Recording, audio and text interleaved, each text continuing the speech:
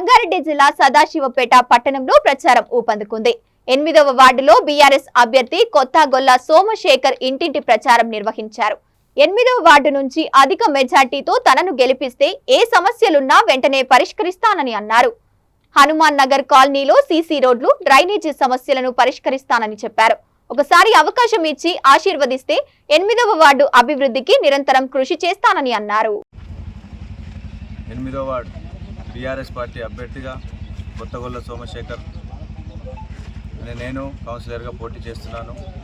ఈరోజు 8వ వార్డు ప్రజలందరికీ శిరస్సు వంచి నమస్కారాలు తెలియజేసుకుంటూ, ఈ ఒక్కసారి నాకు కౌన్సిలర్కి అవకాశం ఇస్తే 24 గంటలు మీ అందరికీ అందుబాటుగా ఉండి ఏ సమస్య ఉన్నా మీ కొడుకులాగా మీ తమ్మునిలాగా సేవ చేస్తాను.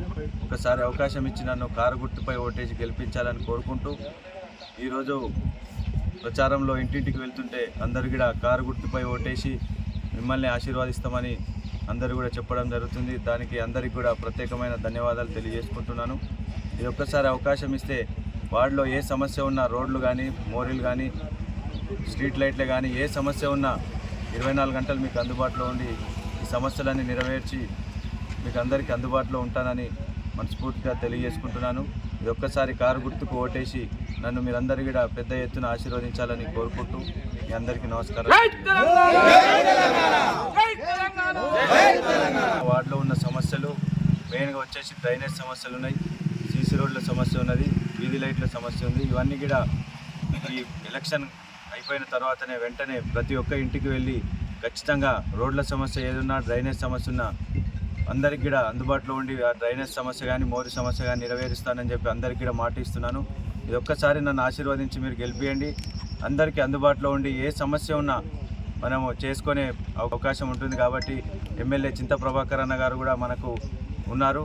ఆయన ఆశీర్వాదంతో అన్ని సమస్యలు కూడా నెరవేరుస్తానని, కారు గుర్తుపై ఓటేసి నాకు ఆశీర్వదించాలని అందరికి కూడా కోరుకుంటున్నాను.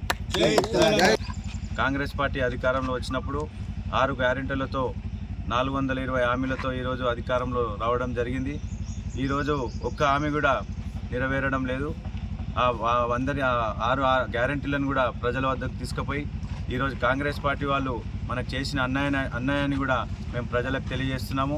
ఒక్క హామీ కూడా నెరవేరలేదు. ఈరోజు ప్రజలే మాకు చెప్తా ఉన్నారు, 6 గ్యారెంటీలు ఒక్కడికి రాలేదు, ఖచ్చితంగా మేము కారు గుర్తుపై ఓటేసి మా కొడుకు లాంటి వాడిని, మా తమ్ముడు లాంటి వాడిని నీకే ఆశీర్వదిస్తామని చెప్పి పెద్ద ఎత్తున ప్రజలందరూ కూడా ఆశీర్వదిస్తున్నారు. ఈరోజు మేము ప్రజలందరూ కూడా ఒకటే కోరుకుంటున్నాము, ఈరోజు కారు గుర్తుకు ఓటేసి నన్ను భారీ మెజార్టీతో గెలిపించి నాకు సేవ చేసే అదృష్టాన్ని 8వ వార్డు ప్రజలు ఇవ్వగలరని కోరుకుంటున్నాను.